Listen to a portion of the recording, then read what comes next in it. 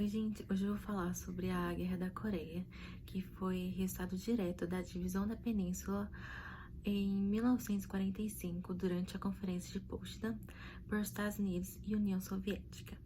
Mas para a gente entender melhor o contexto, a gente precisa rever alguns pontos importantes da história coreana durante o século XX. A Península Coreana sofria uma interferência estrangeira desde o início do século, pois em 1910 a península foi oficialmente anexada ao território japonês a partir de um acordo que permitia a ocupação da região por cidadãos japoneses.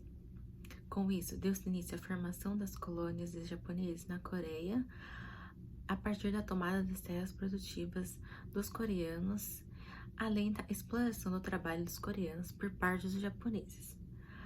A ocupação japonesa na Coreia tornou-se violenta, principalmente na década de 1930. Os casos de violência foram comuns e até mesmo a violência sexual contra os coreanos. Com a Segunda Guerra Mundial, os coreanos juntaram-se aos esforços de guerra dos americanos e passaram a lutar contra os invasores japoneses. Apesar disso, é importante ressaltar que houve colaboração da sociedade coreana com os japoneses e até mesmo houve a adesão de coreanos ao exército japonês. Quando os japoneses foram derrotados em agosto de 1945, a parte norte da Coreia estava ocupada pelas tropas soviéticas e haviam iniciado a luta contra os japoneses na Manchúria. Foi nesse contexto que os americanos e os soviéticos realizaram a divisão da península entre si, cada qual ocupando-a militarmente e desenvolvendo um regime alinhado aos seus interesses. O marco dessa divisão ficou conhecido como Paralelo 38 e determinou que a parte norte da península seria ocupada pelas tropas soviéticas e a parte sul seria ocupada pelos americanos. Obviamente, os coreanos não foram consultados em nenhum momento sobre essa divisão e isso gerou muita insatisfação entre eles. Agora, sobre a guerra em si.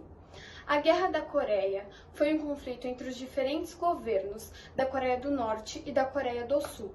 Aconteceu na Península da Coreia e durou 3 anos, de 1950 a 1953.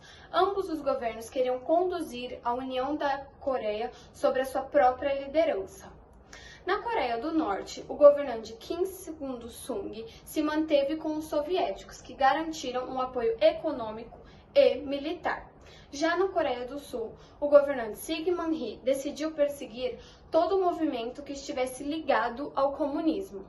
Mas nem tudo dura muito tempo. Esta ocupação militar na Coreia do Norte acabou em 1948 e na Coreia do Sul em 1949.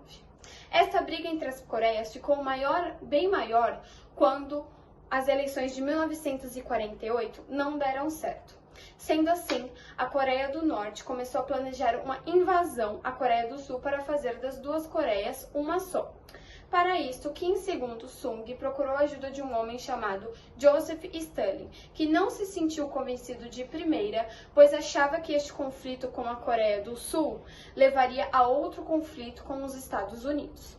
Mesmo assim, Stalin decidiu apoiar os norte-coreanos, pois tinha uma chance de que os chineses ganhassem influência caso os soviéticos não cooperassem.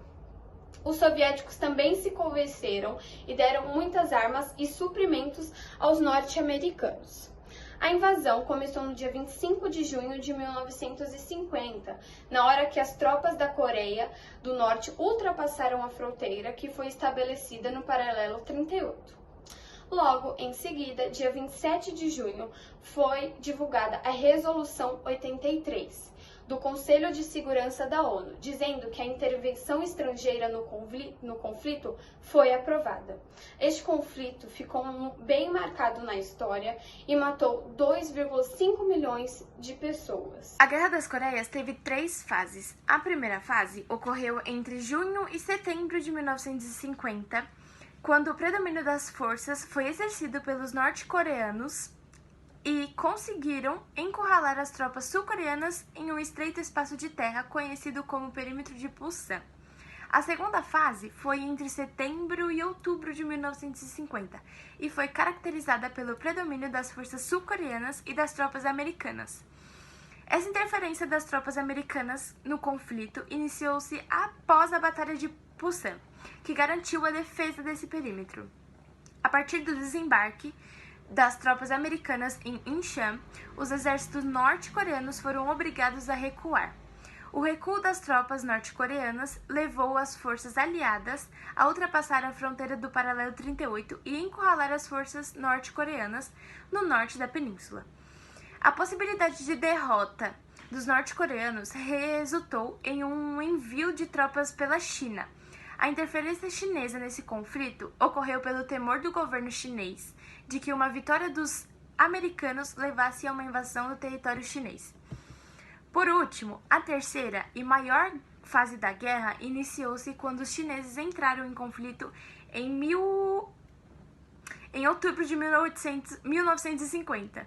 Os norte-coreanos conseguiram empurrar os aliados para as proximidades do paralelo 38 e nos anos seguintes a guerra foi travada sem grandes alterações no cenário. Uma trégua foi assinada em 27 de julho de 1953. Essa trégua deu fim ao conflito, apesar das duas nações nunca terem assinado um acordo de paz que colocasse um fim oficial na guerra.